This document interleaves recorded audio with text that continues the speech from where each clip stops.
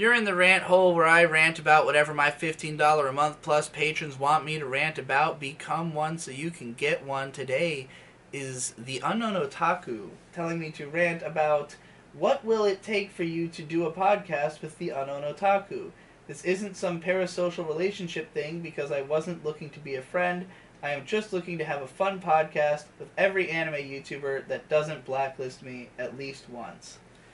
I guess it just takes having the right plan. Like, I am not... It's really strange. Sometimes I feel like people tell me I'm very hard to get a hold of, and sometimes I feel like I am very easy to get a hold of, and depending on who you ask, they will give you a different story. It's all about approach. It's all about how you approach trying to get my attention. Different things work at different times.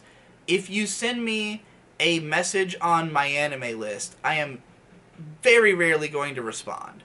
Like, if someone asks me, the only times I will is if somebody asks me for, like, recommendations and they give me, like, a list of all their favorites and, like, exactly what they're looking for, or, like, if they're working on a school project and they're wondering, like, what shows they should watch for it, or, like, people just, like, sending me, like, weird old shorts that I can watch. Stuff like that I might respond to, or at least check out the contents of. But, like, anything else on Mal, I'm probably not going to respond to. And I know that might seem like a weird place to start, but I do get a lot of Mal messages because I have, like, 6,000 friends on there, because I just take every friend request that I get. And I only get messages from friends, so I know it's all people who follow my stuff. So then you've got YouTube comments. Absolutely going to get lost in the shuffle. Like, typically I only check comments on a video for, like, the first 24 hours, or basically just until I upload the next video.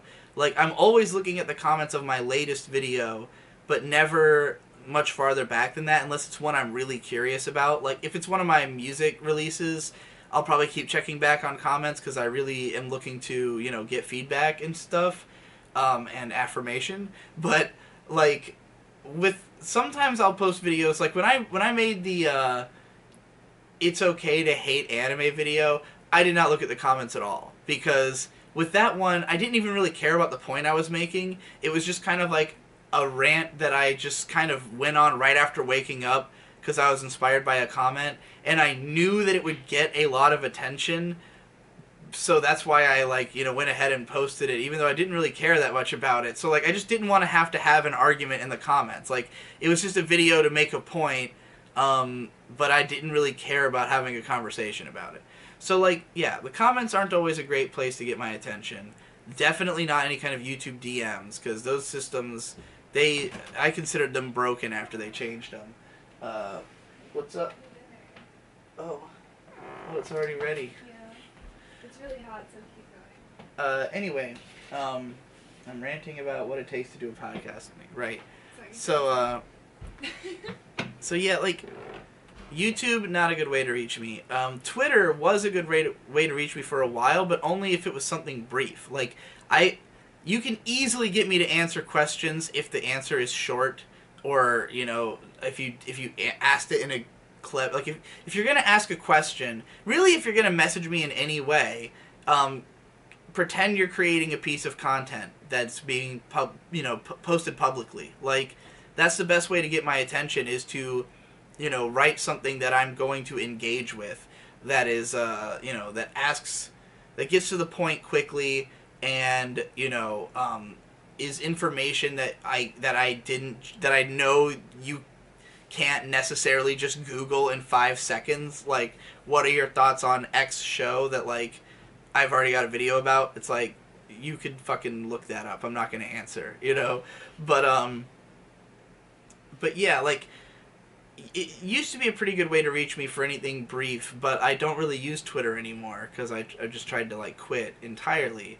So my Patreon Discord is a good way to reach me.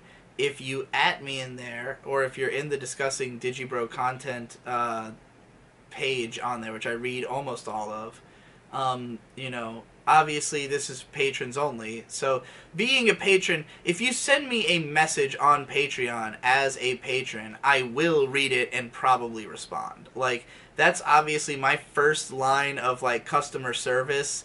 Like, I mean, if you're just sending me a message to, like ask a dumb question, I don't know, I might hesitate to respond, or like I'm not going to respond if it's, you know, someone just making a statement, but like most of what I do on there is helping people with their Discord problems.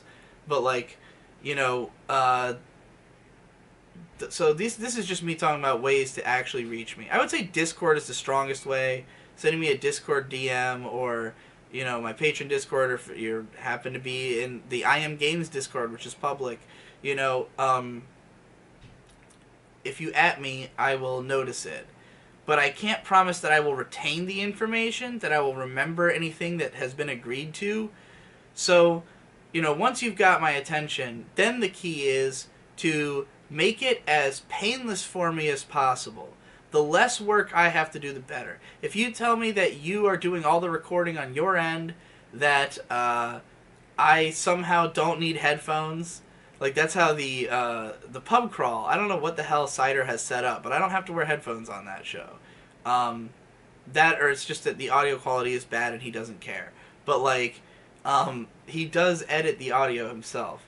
So like, you know, if I don't have to edit anything, that's a big plus. Like, I'm willing to record my own audio, but as long as I just have to, you know, make that into a WAV and ship it to you, that's easy enough. What is the podcast about? Is it about something interesting? Like, I don't want to just come on and be interviewed, because I've done a lot of podcasts like that, and I can get a higher profile one, you know? Or I could just do it with my own friends. Like, there's so many things that, like, if I have an idea for a podcast, I'm just going to choose one of the, you know, 7 or 8 podcaster friends that I have and tell them, hey, let's do this, let's do a podcast on this thing, you know? Like, I have no shortage of people I can choose as guests, and whose stuff I am going to prioritize guesting on, you know?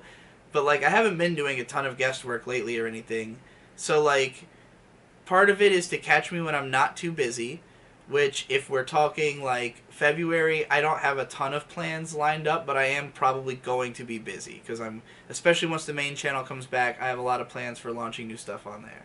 So, catching me when I'm not busy is very difficult, but it's a great advantage if you happen to do it. You know, tell me an exact date and time that you think will work, that I can plan around. If, you know, if I reject your date and time, then just give me another one. Like, you know, I have a lot of time that is available for me to swap in things, but, like, it doesn't mean that I am not busy, you know? It's like, because I just set my own hours for everything, so, like,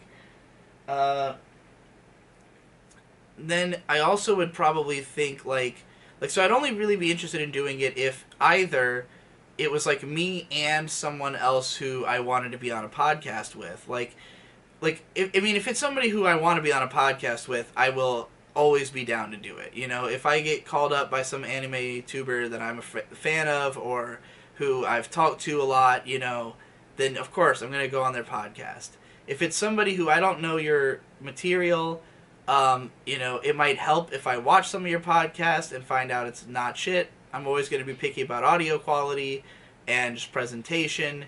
If you're not getting a whole lot of views, then I'm not going to be impressed, because I'm always, in cases like that, it's always like I'm doing you a favor, because, you know, I am the draw to your channel. Like, if you only have a couple hundred or a couple thousand subscribers and you get somebody way bigger than you to guest on your show, that's just free publicity for you. And I've been used for that many times. Like, tons of small channels back in my pony days would have me on to try to pump up their channel, and it doesn't work.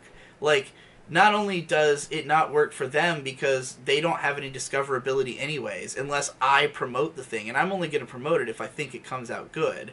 But, like, I can't even promote that kind of stuff to get that huge, because, like, you know, I struggle to promote my own shit that's, like, not mainline content, and even mainline content I struggle to promote on on the level I'd want to. So like, I have no incentive to do these things. Now, if you're offering money, the odds go up astronomically. If you'll pay me $100 to do an hour-long podcast, like I would probably do anybody's podcast for $100 for an hour.